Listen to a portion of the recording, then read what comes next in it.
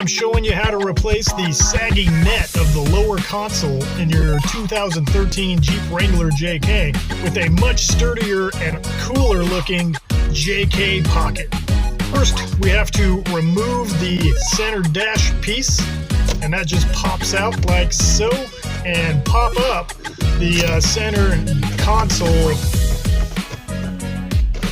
Once the pocket panel is removed, we're going to cut the net out of the panel. This is a great time to clean the panel before we need to reinsert the panel and reposition the center console. It's a little bit tricky, but once the clips are in place, everything just kind of snaps in. Once everything is back in place, all we need to do is install the JK pocket. Just flex the pocket and push down. You're done now.